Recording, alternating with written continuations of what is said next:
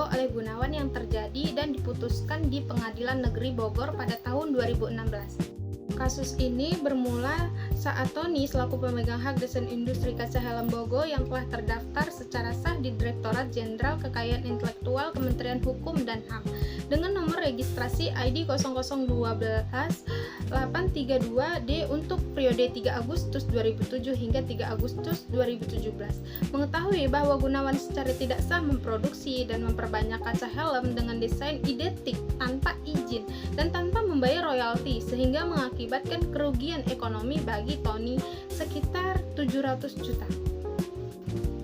Tony kemudian menempuh jalur hukum dengan melaporkan Gunawan ke Pengadilan Negeri Bogor dan pada tahun 2016 Majelis Hakim menyatakan bahwa Gunawan terbukti secara sah melanggar Pasal 9 Jo, Pasal 54 Ayat 1 Undang-Undang Nomor 31 Tahun 2000 tentang desain industri karena telah membuat, memperbanyak, dan menggunakan desain industri secara komersial tanpa izin dan dijatuhi hukuman pidana penjara selama 1 tahun.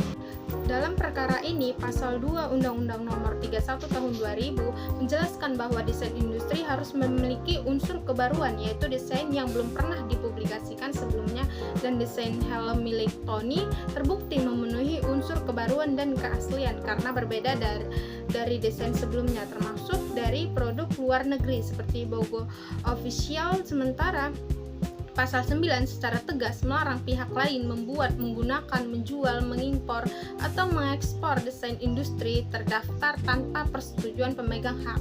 Nah, hal tersebut dilanggar oleh Gunawan. Kemudian Pasal 46 memberikan hak kepada pemegang desain industri untuk menggugat secara perdata atas pelanggaran tersebut guna menghentikan pelanggaran dan menuntut ganti rugi. Dan Tony dapat melakukan hal tersebut untuk memulihkan kerugian material yang dialaminya.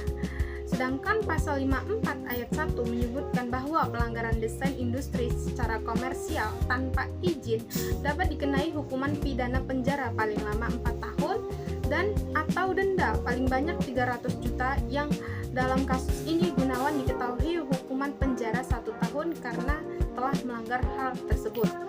Dari aspek hukum, Gunawan jelas melanggar hak eksklusif Tony baik secara perdata karena tidak membayar royalti dan menggunakan desain tanpa izin maupun secara pidana karena melanggar dilakukan untuk kepentingan komersial.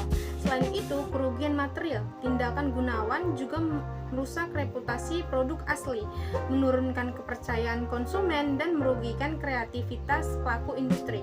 Dalam kasus ini menunjukkan pentingnya perlindungan hukum terhadap desain industri untuk menjamin keadilan dan mendukung iklim usaha yang sehat di Indonesia.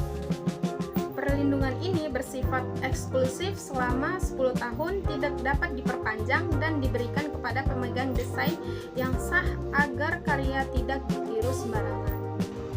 Melalui kasus ini kita dapat belajar bahwa pelanggaran desain industri tidak hanya berdampak secara ekonomi tetapi juga menyangkut hak kekayaan intelektual yang harus dijaga melalui penegasan hukum yang tegas dan adil. Demikian pemaparan dari saya mengenai kasus pelanggaran hak desain industri kaca helm Bogo oleh Gunawan. Semoga penjelasan ini dapat menambah pemahaman kita semua tentang pentingnya perlindungan kekayaan intelektual khususnya desain industri di era persaingan usaha yang semakin ketat. Saya ucapkan terima kasih atas perhatiannya. Wassalamualaikum warahmatullahi wabarakatuh.